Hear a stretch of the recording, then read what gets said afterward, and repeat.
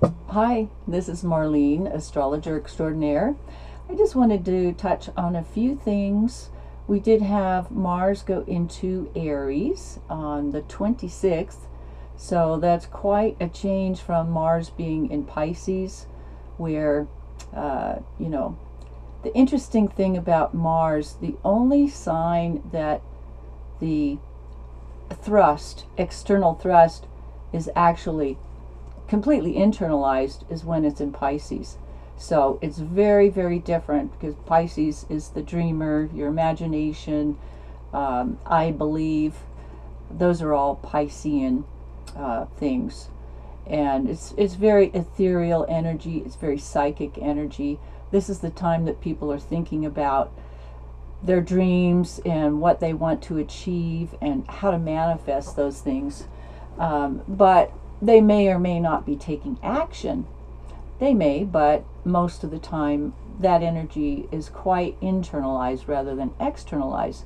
So Mars goes into Aries, and then all of a sudden we have, wow, a lot of firepower going on. And people are wanting to get outside more. This is, definitely a take action sign. Aries is a cardinal sign. And there's a saying that I think it's Jack Canfield out there. I think he has a book called Fire, Ready, Aim instead of Ready, Aim, Fire. And that's completely Aryan because this is a take charge sign and they take action right away and get things done. So they tend to act first, then make the adjustments, and then go forward and make the corrections from there.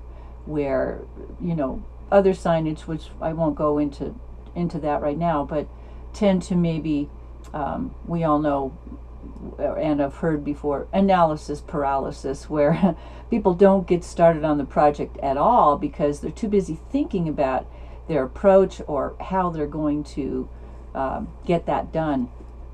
So with Mars into Aries, there's a lot more activity right now, a lot more risk taking because that is a high risk sign.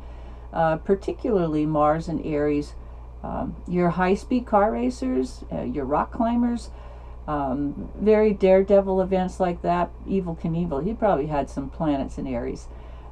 Those types of people, a lot of your race car drivers have Mars and Aries.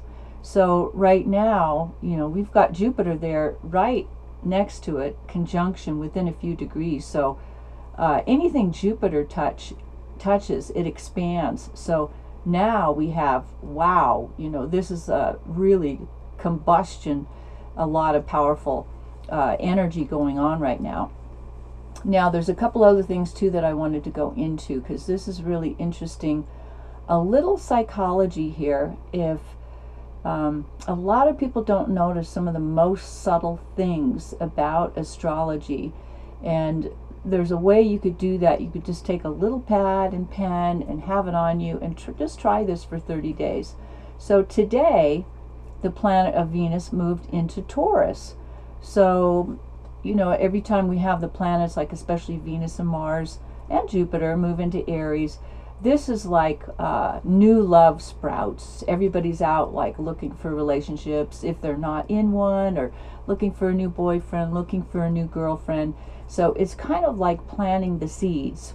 And then the planets move into Taurus, and this is now like, okay, now the seeds are germinating.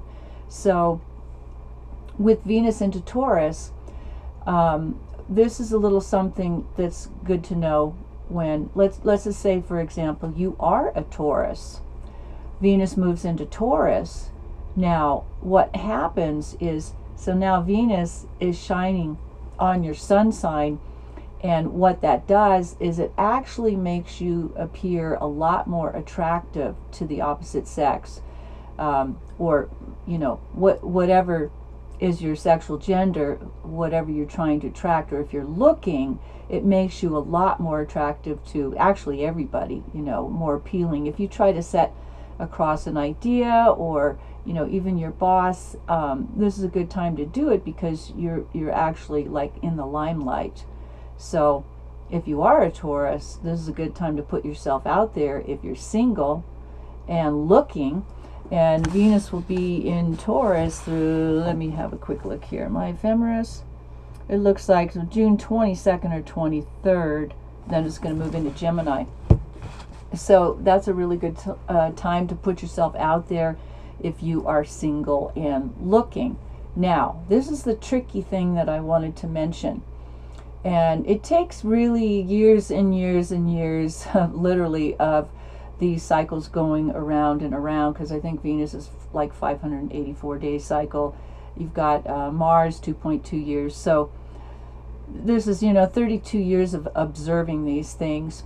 Just because you're a Taurus, you may not be a Taurus rising, but it works as if it's accurate. Even if, let's say, you were a Leo rising, or it could be any other rising sign. Because Taurus, that would be your first house, if you were just going by the 12 sign zodiac. Technically, Mars would be hovering through your 11th house.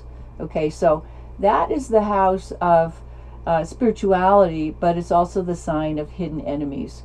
So I want you to watch really closely on this, okay, because there's a couple different things going on here if you're a Taurus. This is the time, for as long as Mars is going to be in Aries, usually a couple months, then it's a time where your hidden enemies can come out from behind you, unsuspecting, and you might have these little attacks or anything, and they're, you might not think it's very much, but you would be surprised. So I mean, pay really close attention to this, because every 2.2 years that Mars comes around into Aries again and you're a Taurus, you're going to notice that there's certain people that might attack you. And so the ones that are going to attack you, here's what I'm going to say. These are the people around you that are not conscious. They're not spiritually conscious people. The people that are conscious and more spiritually aware, those are the people that are going to be a lot more aware of what they're saying to you, how they're saying it, and how they're treating you. So it may sound like it's just a tiny little thing, but let me tell you, when you become aware of it, you're very keenly aware of it. Now, the plus side of this is that you may not get hammered as much as you might ordinarily, because right now we have the benefit of Venus being in Taurus. So that is going to really make you shine, and a lot of people are going to like you right now. So some people are, say you're a Taurus, you might even have been born with Venus in Taurus, or it could be any sign for that matter. Let's say you're a Virgo and you also have Venus in Virgo. Certain people like this, they constantly have people around them. People find them very attractive. They've always got friends around. They're surrounded by people. People just gravitate to them naturally. That's a Sun-Venus conjunction. Some of you lucky people are born with that. So if you're not, this is the time to get out there and take advantage of that if you're a Taurus. So, but keep that little Mars, it's called a transit. When it's transiting your 12th house, this is when you really have to watch out for hidden enemies, because where you're going to benefit is not if you're thinking about your own needs. Like, what is it I really want right now? Or, what, I think I want to ask my boss for a raise. I wouldn't recommend it. It's not the right time. Wait till Mars goes into your first house. Now it's all about you, and you could ask about your own needs being met. But otherwise, it's going to serve you a whole lot better if you're serving other people at this time. Your recognition is going to be a lot greater. Like, let's say that you're somebody that donates time to a soup kitchen or something like that. This would be a good time.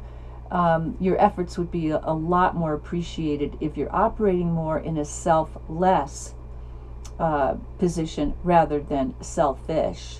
So that's what I wanted to say about that tricky thing. So take note of that, because it's a lot more prevalent, and it happens a lot more than you think. It's just becoming aware of it. Okay, so I'm about 10 minutes in. I'm going to try to keep these videos on the shorter side. And also, as you can see, I'm still working with different cameras here and lighting. I am not the best videographer, so I'm going to get better at that, I can assure you. So, and we're going to do a lot on this channel, not just astrologically, but personal development, because that's something that I've been involved in lifelong. So there might be certain books that I'll recommend that you read, whether they're astrological books or certain yogis or things like that, because I'm actually kind of a yogic type person myself. So I'm kind of more Indian than I am American, more Eastern, but I am a Western astrologer. Okay, so all of you Tauruses, get on out there and shine. And if you are looking for a raise, this is a good time to ask, I think. Even though Mars is in Aries, you know, you might have to negotiate a little bit, but smile a lot, and you might get what you want. Alrighty, bye for now.